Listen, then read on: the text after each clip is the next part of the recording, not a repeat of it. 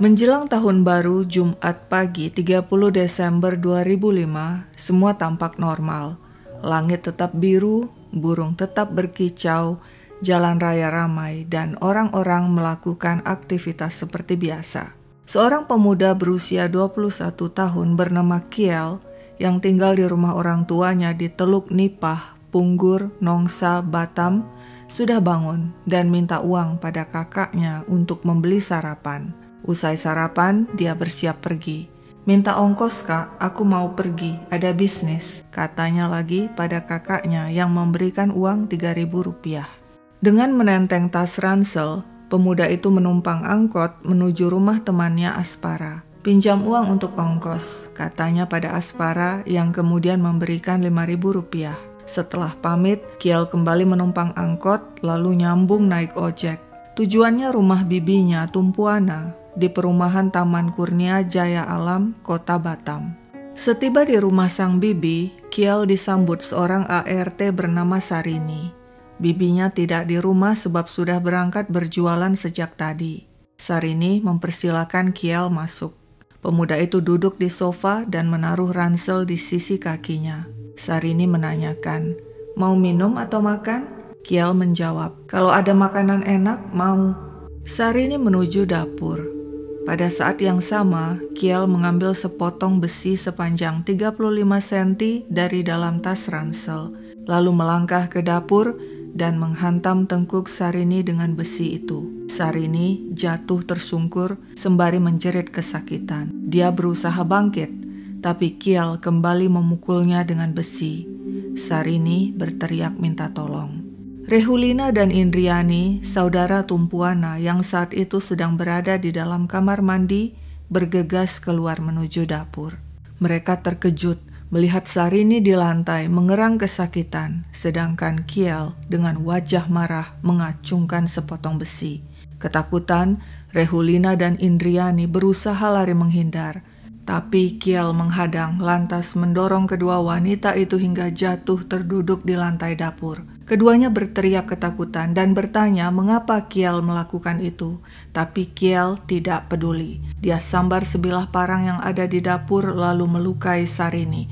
"Masuk kalian semua ke kamar mandi, jangan macam-macam dan jangan coba keluar," perintah Kiel kepada Sarini, Rehulina dan Indriani sembari mengacungkan parang. Setelah ketiganya masuk ke dalam kamar mandi, Kiel bertanya, "Di mana Dewi?" "Di kamar," jawab Indriani. Saat itu mendadak telepon berdering. Kiel menuju ruang tamu untuk membesarkan volume televisi yang menyala agar aksinya tidak didengar tetangga. Setelah itu dia tebas kabel telepon dengan parang. Saat itulah dia lihat Junita Dewi alias Dewi, anak Tumpuana yang berusia 12 tahun keluar dari kamar. Namun begitu melihat Kiel yang memegang parang, buru-buru Dewi masuk kembali dan menutup pintu. Kiel bergegas menuju kamar tapi pintu terkunci. Dia tendang pintu kamar berkali-kali. Berhasil, pintu jebol. Kiel masuk mencari Dewi di kamar mandi yang berada di dalam kamar, tapi bocah itu tidak ada. "Di mana Dewi?" Saat itu Dewi yang bersembunyi di balik pintu lemari menghambur keluar dari persembunyiannya, mencoba lari keluar, tapi Kiel lebih cepat. Dia lukai Dewi dengan parang.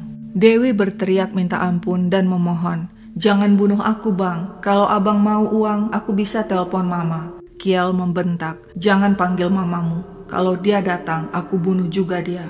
Kiel membawa Dewi ke kamar mandi dan mengumpulkannya dengan Sarini, Rehulina, dan Indriani. Setelah berpikir-pikir, Kiel menggiring keempat perempuan itu ke kamar tidur tempat tadi Dewi bersembunyi. "Bongkar laci lemari," perintahnya kepada Rehulina dan Indriani. Setelah berhasil membongkar laci lemari, Indriani menemukan uang tunai 10 juta yang lalu diserahkannya kepada Kiel yang segera memasukkannya ke kantong celana. "Kembali ke kamar mandi," perintah Kiel pada Sarini, Rehulina, dan Indriani sembari menggiring mereka. Sementara itu Dewi diperintahkan untuk tetap berada di kamar tidur.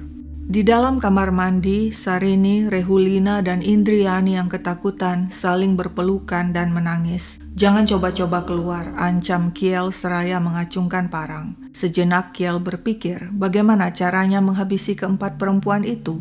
Dia melangkah kembali ke kamar tempat Dewi berada, membongkar isi lemari dan mengambil 4 helai ulos, lalu menaruhnya di atas sofa di ruang tengah, sedangkan sehelai dia sampirkan di bahu. Kiel menuju kamar mandi. "Sarini, keluar kau," perintahnya seraya menggiring Sarini ke ruang tengah dengan memegang tengkuknya. Tiba-tiba dia jerat leher Sarini sekuat tenaga dengan ulos. Sarini jatuh ke lantai. Kiel langsung menggorok leher perempuan malang itu berkali-kali dengan parang. Sarini tewas. Demikian selanjutnya dia lakukan hal yang sama pada Indriani di ruang tengah dan Rehulina di kamar mandi. Leher keduanya dijerat dengan ulos lalu digorok dengan parang. Kini dia harus membereskan Dewi. Kiel menuju kamar. Dewi menangis ketakutan, tapi Kiel sama sekali tidak tersentuh dengan tangisan sepupunya itu. Dia tutup kepala Dewi dengan ulos, lalu menggorok lehernya dengan parang. 4 korban tewas dengan cara yang sangat mengerikan. Tuntas sudah dendam dan sakit hati Kiel. Pemuda itu membersihkan diri di kamar mandi, lalu melepas celana panjang miliknya yang penuh noda darah. Dari dalam lemari dia ambil celana panjang milik mendiang Rahman, suami Tumpuana, dan memakainya. Sejenak dia beristirahat di ruang tengah, sembari duduk dan merokok. Setelah itu dia mulai berkemas, memasukkan pakaiannya yang penuh bercak darah, sepotong besi dan sebilah parang pembunuh ke dalam tas ransel. Tak lupa dia ambil sebuah HP yang ditemukannya di ruang tengah. Dengan tenang, Kiel melangkah pergi meninggalkan rumah seolah tak terjadi apa-apa, membiarkan pintu terbuka. Dia sempat membalikkan badan, kembali melihat rumah bibinya, lalu berkata, "Sungguh indah pemandangan di sana." Sekitar pukul 11 siang, Kiel tiba di rumah orang tuanya. Dia simpan uang dan HP curian di bawah tikar di dalam kamarnya sebelum bergegas mandi. Usai mandi, Kiel pergi ke rumah temannya Aspara. "Nih 50.000 untuk bayar utang." Aspara kaget sebab utang Kiel hanya 5.000. "Ambil saja kelebihannya untuk jajan anak-anakmu," kata Kiel. Selanjutnya dia pergi ke puskesmas untuk mengobati jarinya yang luka akibat aksi pembantaian. Sementara itu, Freddy, anak Tumpuana yang masih bocah, sedang bermain di rumah tetangga yang berjarak 15 meter dari rumahnya. Sekitar pukul 11 siang, Freddy pulang ke rumahnya. Namun tidak lama kemudian, dia kembali ke rumah tetangganya dan bilang, "Tangan dan badan kakakku berdarah." Si tetangga yang saat itu sedang sibuk mencuci piring tidak menanggapi ocehan Freddy. Freddy kembali pulang ke rumahnya. Tak lama kemudian dia datang lagi ke rumah tetangga dan melaporkan hal yang sama. "Tangan dan badan kakakku berdarah." Si tetangga yang penasaran bersama Freddy akhirnya mendatangi rumah Freddy. Pintu teralis dan pintu rumah tampak terbuka. Saat si tetangga masuk, dia dengar volume TV sangat keras. Tapi yang paling mengerikan saat dirinya menyaksikan sosok perempuan tergeletak di lantai bersimbah darah dengan leher terlilit kain ulos. Si tetangga segera melaporkan hal itu kepada warga lainnya. Tak lama kemudian, berita telah menyebar dan diketahui Pak RT dan warga sekitar. Semua gempar. Polisi dihubungi dan segera tiba di rumah Tumpuana yang sudah ramai dikerumuni warga. Tumpuana yang telah diberitahu tetangga tentang kabar buruk itu juga sudah tiba di rumah. Dia panik, histeris mengetahui rumahnya telah jadi ladang pembantaian. 4 korban perempuan tewas dengan leher dijerat ulos dan leher digorok. Keluarga Tumpuana lainnya juga telah datang, termasuk orang tua Kiel. Seolah tahu apa yang terjadi, ayah Kiel menangis dan bilang, "Pasti ini ulah Kiel, pasti Kiel." Polisi menanyai pihak keluarga yang mengatakan mereka menduga Kiel lah yang melakukan pembunuhan. Polisi langsung memburu pemuda itu dan berhasil meringkusnya di daerah Telaga Punggur. Saat dibawa dengan mobil menuju kantor polisi Barelang, Kiel membantah dirinya pelaku pembunuhan. Namun setelah diinterogasi di markas, akhirnya dia mengaku dialah pelaku tunggal pembantaian dan telah merampok uang bibinya sekitar 10 juta rupiah. Kiel juga mengaku melakukan pembantaian dengan menggunakan besi sepanjang 35 cm dan sebilah parang, menjerat leher keempat korban dengan ulos sebelum menggorok mereka. Polisi berhasil menyita barang bukti yang dibuang Kiel di semak-semak di sebelah kantor Polsek Nongsa, antara lain berupa sebatang besi, sebilah parang, sebuah tas hitam dan pakaian penuh bercak darah. Polisi juga menyita celana jeans dan kaos kaki milik Kiel di belakang rumah orang tuanya di Teluk Nipah, Punggur. Sedangkan uang curian dan sebuah HP ditemukan di bawah tikar di dalam kamar Kiel.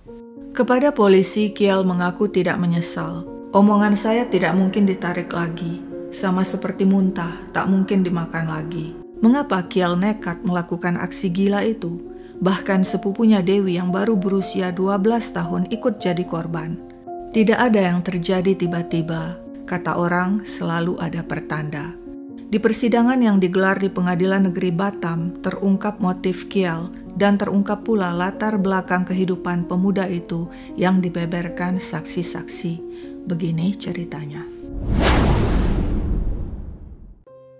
Yehezkiel Ginting alias Kiel lahir di Jakarta Agustus 1984. Keluarganya tadinya tinggal di Jakarta, kemudian pindah ke Batam. Ayah Kiel memiliki saudara kandung, Hunter dan Rahman yang juga tinggal di Batam dan sudah berkeluarga. Kiel mengatakan dulu di Batam ayahnya cukup berada, bahkan sering membantu keluarga lainnya. Ketika pamannya Rahman dan sang istri Tumpuana pindah dari Jakarta ke Batam, ayah Kiel yang membantu mereka dan memberikan modal agar mereka bisa berjualan di Batam. Tapi kemudian ayah Kiel mengalami stroke, sehingga kehidupan keluarga menjadi sulit. Untuk biaya pengobatan, mereka terpaksa minta bantuan saudara lainnya. Menurut Kiel, sesama family harus saling bantu. Saudara yang mampu hendaknya membantu saudara lainnya yang kekurangan. Seperti pamannya Rahman dan sang istri Tumpuana yang sudah sukses, sewajarnya membantu keluarga Kiel yang kesusahan. Meskipun kemudian sang paman Rahman meninggal, Kiel merasa sudah menjadi kewajiban bibinya, Tumpuana, untuk tetap melanjutkan estafet membantu dirinya dan keluarganya. Kiel sekolah saja susah, sebab tidak ada biaya. Namun sang bibi Tumpuana menenangkan dan berjanji akan menyekolahkan Kiel. Kiel kemudian dikirim ke Jakarta, tinggal di rumah saudara, melanjutkan pendidikan di sekolah pelayaran yang biayanya ditanggung saudara termasuk bibi Tumpuana. Tapi ternyata menurut Kiel, sang bibi ingkar janji. Pembiayaan macet di tengah jalan sehingga Kiel tidak bisa melanjutkan pendidikan hingga selesai dan gagal menggondol ijazah yang sangat dibutuhkannya untuk mencari pekerjaan. Masa depannya suram. Pada November 2005, apa boleh buat, dia kembali ke Batam dan kembali tinggal dengan orang tuanya. Pekerjaannya tidak jelas. Kalau ada kerjaan dia ikut orang berlayar, tapi kalau tidak, sehari-hari kerjaannya cuma mancing ikan. Karena masa depannya semakin tidak jelas, Kiel ingin merantau ke Kalimantan, mencari pekerjaan di sana. Tapi masalahnya merantau butuh biaya, sedangkan dia tidak punya uang, begitupun orang tuanya. Ketika Kiel minta bantuan bibi Tumpuana uang 5 juta untuk merantau, sang bibi menolak. Kiel marah. Dia merasa sang bibi Tumpuana selalu ingkar janji, tak pernah mau membantunya. Padahal dulu saat awal pindah ke Batam, ayahnya yang membantu kehidupan sang paman Rahman dan Tumpuana. Kiel memutuskan balas dendam. Malam sebelum kejadian, Kiel minum-minum dulu hingga mabuk, lalu pulang ke rumah pukul 5 pagi dan tidur di sofa. Setelah itu sekitar pukul 8 pagi, dia pergi ke rumah sang bibi, membantai penghuni rumah dan mengambil uang milik sang bibi. Benarkah pengakuan Kiel? Di persidangan, saksi-saksi lainnya seperti sang bibi Tumpuana, sang paman Hunter, juga Lena ibu Kiel, serta kerabat serta teman lainnya memberikan pengakuan yang agak berbeda.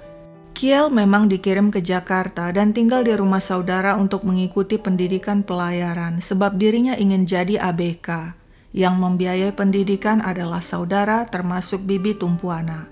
Tapi selama di Jakarta, Kiel bukannya bersekolah dengan baik, malah kerap bikin ulah, bikin pusing saudara di sana. Dia suka minum minuman keras. Dia sering pergi dari rumah saudaranya tanpa diketahui keberadaannya. Dia juga pernah mencuri TV saudaranya untuk membayar utang 300.000. Saudaranya mengatakan sekolah Kiel di Jakarta tidak selesai bukan karena tidak ada biaya, tapi memang kemampuan dan minat Kiel untuk bersekolah tidak ada meskipun biaya telah diberikan. Hal itu bikin Tumpuana jengkel. Seorang saudara pernah mendengar Tumpuana berkata, "Kalau gitu merampok saja, sudah capek aku bantu-bantu kalian semua." Karena kelakuan minus Kiel, saudara di Jakarta tidak menyukainya dan ingin Kiel pulang saja ke Batam. Sang paman Hunter sempat memberi saran kepada saudara-saudara di Jakarta agar Kiel jangan dipulangkan ke Batam, sebab nantinya bakalan bikin repot. Kebiasaan buruknya sejak dulu mengamuk jika minta uang tidak diberi. Namun apa boleh buat, sepertinya tidak ada saudara yang menyukai Kiel, sehingga pada bulan November 2005 dia kembali ke Batam tanpa hasil apapun. Tapi belum lama di Batam, Kiel yang suntuk langsung minta uang lagi kepada sang bibi tumpuana. "Aku perlu 5 juta untuk merantau ke Kalimantan." Sang bibi menolak. Kiel yang geram mengadu kepada ibunya Lena jika tidak mendapatkan uang 5 juta, maka dia akan merampok rumah bibinya tumpuana dan menghabisi seluruh orang yang ada di rumah itu. Tampaknya sang ibu Lena khawatir dengan ancaman itu, hingga suatu hari di sebuah acara keluarga, Lena mohon pada tumpuana memberi Kiel uang 5 juta untuk pergi merantau ke Kalimantan. Tapi tumpuana tetap menolak. "Saya nggak punya uang sebab baru beli mobil." Sambil menangis, Lena memohon pada tumpuana, "Tolonglah, nanti kau akan menyesal. Lebih dari segitu akan habis." Beberapa waktu kemudian, Kiel yang tetap ngotot mendapatkan uang 5 juta untuk merantau, mengamuk di rumah sehingga orang tuanya ketakutan dan memanggil Hunter, sang paman, untuk datang menasihati. Kepada Kiel, sang paman Hunter menegur, "Jangan kau marah-marah di rumah." Kiel tidak terima, lalu memukul pamannya sehingga Hunter balas melawan. Untuk meredakan situasi, Hunter mencoba melakukan tawar-menawar dengan Kiel. "Kalau ada 2 juta kau mau?" Kiel setuju. Hunter dan istrinya bersama Kiel kemudian pergi dengan mobil ke rumah tumpuana. Hunter masuk ke rumah tumpuana seorang diri menemui wanita itu, sementara istrinya dan Kiel menunggu di dalam mobil. Setelah berembuk, tumpuana memberikan 2 juta kepada Hunter untuk disampaikan kepada Kiel. Hunter lalu memberikan uang itu kepada Kiel yang menunggu di mobil. Saat itu Kiel sempat minta doa restu karena akan pergi merantau. Tapi kenyataannya, pemuda itu tidak juga pergi merantau. Alasannya karena uangnya kurang. Dia minta 5 juta, tapi hanya diberi 2 juta. Dendam dan sakit hati Kiel kepada bibinya tumpuana semakin menggunung. Hingga akhirnya pada Jumat 30 Desember 2005, dia melakukan pembantaian. Majelis Hakim Pengadilan Negeri Batam menyatakan Kiel terbukti bersalah melakukan pembunuhan berencana dan pencurian dengan kekerasan yang menyebabkan kematian. Majelis Hakim menegaskan perbuatan Kiel sangat sadis dan tidak ada hal yang bisa meringankan dirinya. Meski Kiel meminta maaf di persidangan dan tampak religius dengan membawa dan membaca Alkitab, keluarga korban tidak memberikan maaf. Dan begitulah sepak terjang Kiel pulang ke Batam pada November 2005 dan tak lama kemudian di penghujung Desember 2005 membantai keluarga bibinya. Ada 4 korban jiwa, yakni Sarini ART berusia 20-an, Rehulina dan Indriani yang merupakan saudara tumpuana yang masing-masing berusia 20-an dan 15 tahun, serta Dewi, anak sulung tumpuana yang berusia 12 tahun. Berarti ada 2 korban di bawah umur. Tidak heran kemudian majelis hakim menjatuhkan vonis mati pada Kiel. Kiel menangis begitu mendengar vonis, padahal sebelumnya dia bilang dirinya siap dihukum mati. Lewat kuasa hukumnya, Kiel kemudian mengajukan banding, kasasi, dan PK atau peninjauan kembali. Kuasa hukum mengatakan Yehezkiel alias Kiel tidak pantas dihukum mati. Alasan pertama, Kiel melakukan aksinya secara spontan. Kiel datang ke TKP hanya membawa besi, bukan parang yang digunakannya membunuh 4 korban. Kalau berencana, mengapa Kiel tidak sekalian membawa pisau atau pedang? Ini yang dibawa besi panjang, kata kuasa hukum. Alasan kedua, sebelum melakukan aksinya, Kiel sempat minum minuman beralkohol dan menghisap ganja. Dalam kondisi seperti itu menurut kuasa hukum, kesadaran Kiel terganggu dan tidak mungkin berpikir merencanakan pembunuhan. Saksi ahli yang dihadirkan di persidangan menjelaskan, seseorang yang dipengaruhi minuman beralkohol, sarafnya akan terganggu selama 12 jam, sedangkan yang dipengaruhi ganja sekitar 8 jam. Dalam posisi itu, yang menggunakan hilang kesadaran, kata kuasa hukum. Kuasa hukum juga mengatakan Majelis Hakim Pengadilan Negeri Batam tidak mempertimbangkan kejujuran dan pengakuan Kiel di persidangan. Padahal Kiel sangat kooperatif, menjelaskan perbuatannya dengan runtut. Namun permohonan banding, kasasi, dan PK atau peninjauan kembali ditolak. Kiel tetap divonis mati. Pupus sudah harapan Lena, ibu Kiel, yang pernah berkata kepada media, "Harapan saya jangan sampai Kiel dihukum mati. Kalau bisa suruh dia untuk bertobat." Tapi duka paling mendalam tentu saja yang dirasakan Tumpuana. Dirinya telah kehilangan orang-orang yang dicintainya, termasuk Dewi anak sulungnya yang merupakan siswi kelas 6 SD, juga Indriani keponakannya yang sengaja datang dari Medan ke Batam untuk merayakan tahun baru. Berita terakhir tentang Yehezkiel alias Kiel dimuat di situs online Batam Post pada Februari 2023. Disebutkan Kiel ditahan di lapas Batam dan merupakan salah satu dari 20 terpidana hukuman mati yang ditahan di sana. Menurut petugas, biasanya para terpidana hukuman mati termasuk Kiel berkelakuan baik dan taat aturan di lapas. Mereka baik dan penurut, berlomba-lomba untuk mendapatkan hak pengampunan meringankan hukuman. Entah bagaimana perasaan pacar Kiel di Jakarta jika tahu aksi pembantaian yang dilakukan Kiel sebenarnya ada sangkut pautnya dengan dirinya. Di persidangan, Kiel mengaku sebenarnya dia minta uang 5 juta bukan untuk biaya merantau ke Kalimantan, tapi untuk pacarnya di Jakarta yang hamil dan minta pertanggungjawaban. Sekian dulu ceritaku, sampai jumpa kapan-kapan.